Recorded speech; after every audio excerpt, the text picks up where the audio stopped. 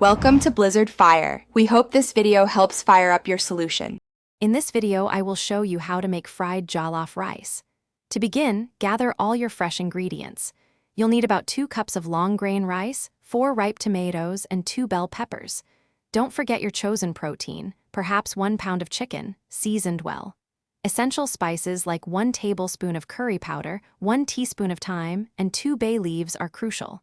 Finally, have a 1/4 cup of cooking oil and 6 ounces of quality tomato paste ready for a truly authentic flavor. Next, let's create the rich, flavorful base for your jollof rice.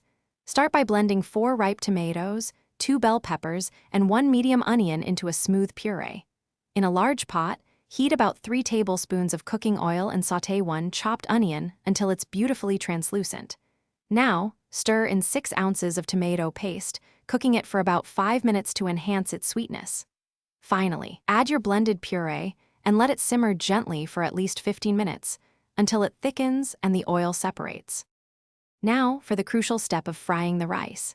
First, wash 2 cups of long grain rice thoroughly under cold water until the water runs completely clear.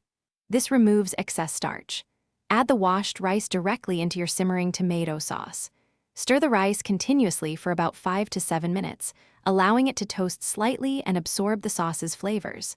Then, pour in about 3 cups of chicken or vegetable stock, ensuring the liquid just covers the rice by about 1 inch.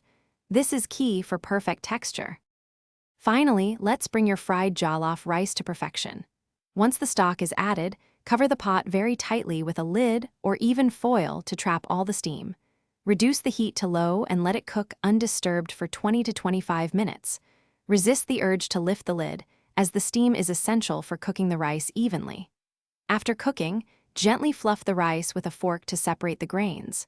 Serve your delicious fried jollof rice hot, perhaps garnished with fresh parsley or sweet fried plantains.